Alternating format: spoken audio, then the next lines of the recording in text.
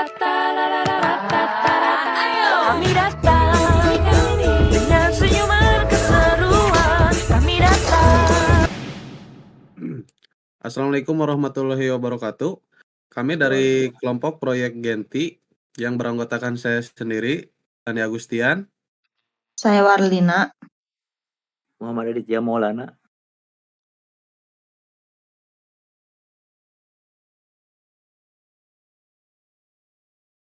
Akan menjelaskan tentang keranca acuan kerja yang akan dijelaskan oleh Muhammad Irfan. Vital perekonomian dan ketahanan pangan suatu negara.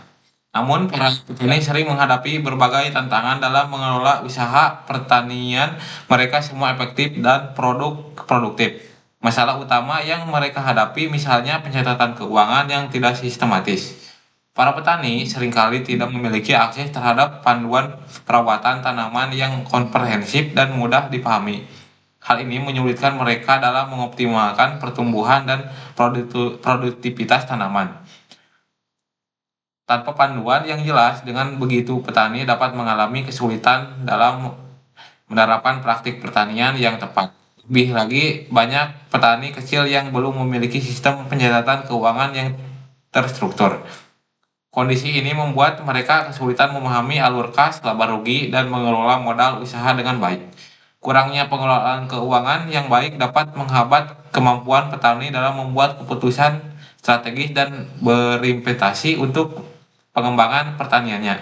Permasalahan di atas berdampak langsung pada produktivitas, pendapatan, dan kesejahteraan para petani. Oleh karena itu, solusi yang dapat membantu mengatasi kendala tersebut sangat diperlukan untuk meningkatkan keberlanjutan dan daya saing sektor pertanian.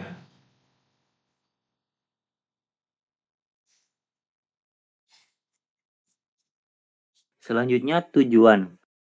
Tujuan kami membuat proyek manajemen pertanian dengan nama Genti adalah untuk meningkatkan produktivitas dan efisiensi kerja para petani melalui pemanfaatan teknologi digital.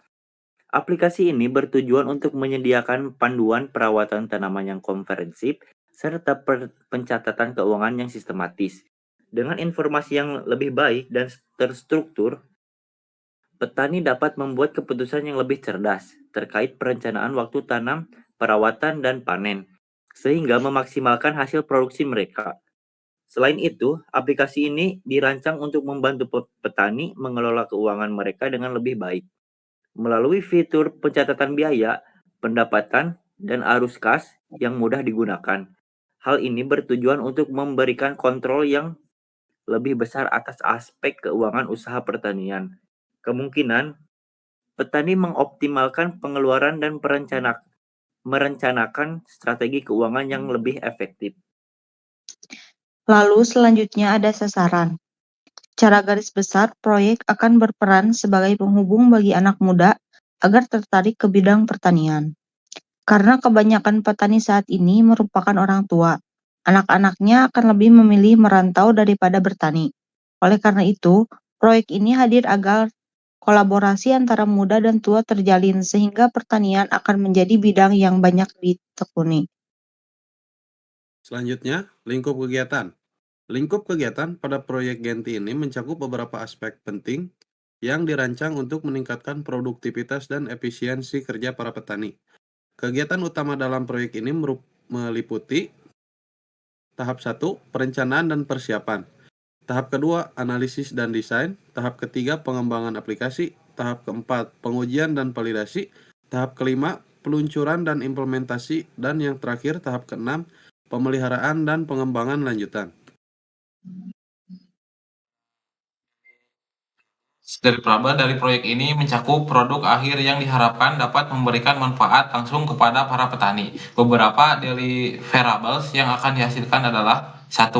Aplikasi manajemen pertanian. Sebuah aplikasi yang menyediakan sistem pencatatan keuangan dan informasi seputar pertanian. 2. Dokumentasi proyek, termasuk laporan analisis kebutuhan, desain sistem, dan panduan pengguna.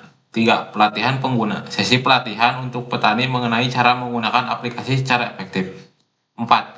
Laporan umpan balik pengguna, mengumpulkan umpan balik dari pengguna setelah peluncuran untuk perbaikan lebih lanjut. Selanjutnya, sumber daya. Sumber daya yang mungkin akan digunakan pada proyek ini adalah 1. Sumber daya manusia. Sumber daya manusia yang akan digunakan yaitu software development, UI UX designer, seorang ahli di bidang pertanian. Tim didukung teknik dan manajer proyek. Peran mereka dalam proyek ini sebagai berikut. Software development untuk mengimplementasikan ide proyek menjadi sebuah software yang nantinya akan digunakan oleh pengguna. UI UX designer akan berperan sebagai berikut. Penelitian pengguna. Artinya UI UX designer akan melakukan penelitian untuk memahami kebutuhan pengguna. Data pada proyek ini didapatkan melalui wawancara dan kajian peneliti terdahulu. B. Perancangan antarmuka. Selanjutnya, desainer akan membuat tampilan visual ide proyek berdasarkan data yang telah diperoleh pada penelitian sebelumnya. C. Merancang UX. Artinya, desainer akan membuat wireframes, sketsa, hingga prototype untuk merencanakan bagaimana pengguna akan berinteraksi dengan perangkat lunak secara efektif dan efisien. D. Melakukan pengujian. Selanjutnya, desainer akan melakukan pengujian apakah fungsi perangkat lunak sesuai, sehingga bila terdapat masalah dapat dilakukan perbaikan. E. Kolaborasi. Artinya desainer akan melakukan komunikasi secara aktif dengan tim pengembang untuk memastikan konsistensi antara produk akhir dengan desain. Dan yang terakhir, F. Membuat dokumentasi desain. Dan selanjutnya ada ahli bidang. Staf ahli dalam proyek ini akan memberikan pendapat mengenai fungsi dan fitur perangkat lunak yang akan dibuat. Berikut pendapat dari ahli yang telah kami wawancarai. Yang pertama ada Pak Barkat Agustino, seorang teknologi, berpendapat bahwa aplikasi di bidang pertanian tidak banyak dibuat khususnya bagi pelaku tani sebagai user. Dan yang kedua ada Pak Dadi Runandi sebagai pertanian, berpendapat bahwa apabila ingin membuat aplikasi pertanian lebih baik, hindari petani padi.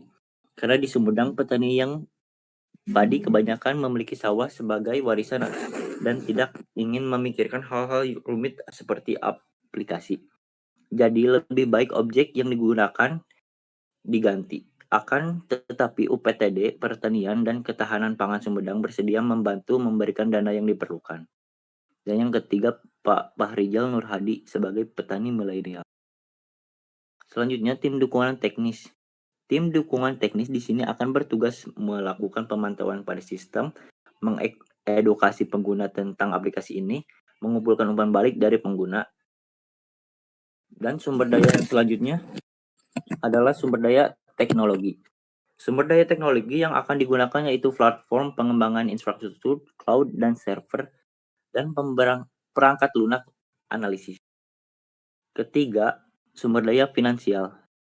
Sumber dana yang akan diperlukan ialah investasi dari awal, dana operasional, dan subsidi. Keempat, sumber daya informasi. Sumber daya informasi yang akan digunakan yaitu literatur penelitian dan database pertanian dan data pasar. Yang kelima ada infrastruktur. Sumber daya infrastruktur yang akan diperlukan yaitu kantor, komputer, perangkat lunak, jaringan dan koneksinya, dan perangkat mobile atau tablet. Dan keenam ada kemitraan. Kemitraan atau kolaborasi akan sangat perlu diperlukan dalam proyek ini.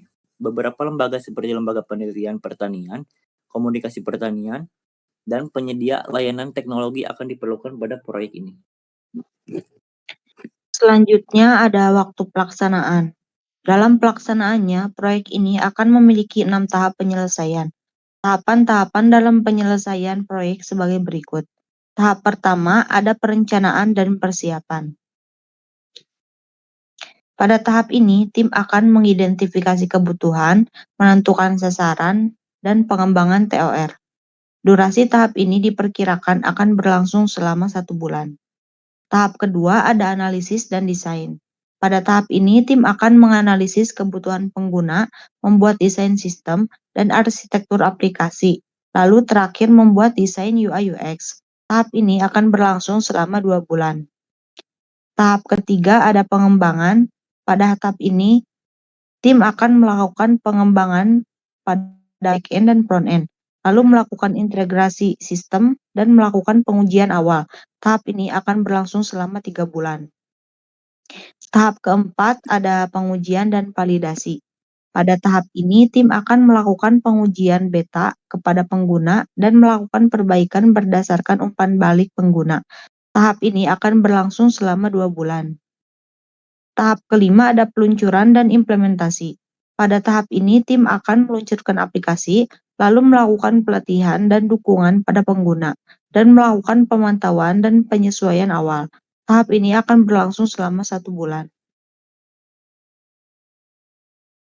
Tahap terakhir yaitu pemeliharaan dan pengembangan lanjutan. Tahap terakhir ini merupakan tahap di mana tim melakukan pemeliharaan dan pengembangan secara berkelanjutan. Secara garis besar, proyek ini membutuhkan waktu selama 9 bulan untuk sampai kepada tahap meluncurkan produk.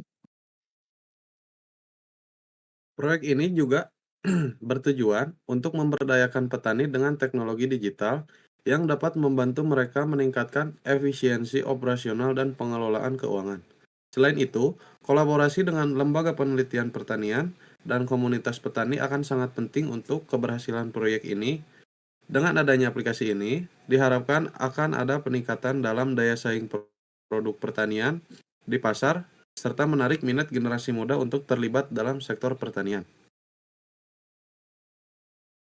Sumber atau referensi yang kita gunakan dalam proyek ini adalah implementasi sistem pertanian berkelanjutan yang ditulis oleh Effendi dan Elvin pada tahun 2016 yang diunggah pada Jurnal Warta edisi 47.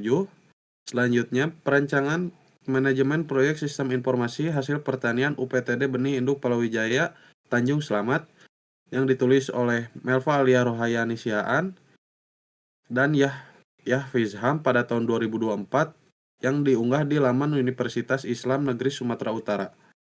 Dan terakhir, pengembangan aplikasi mobile untuk manajemen pertanian yang ditulis oleh Yohanes Jibrail Mado, Teresa Wilhelmina Mado, dan Taras Lawan Saputra Wanda pada tahun 2024 yang diunggah di jurnal InCreate.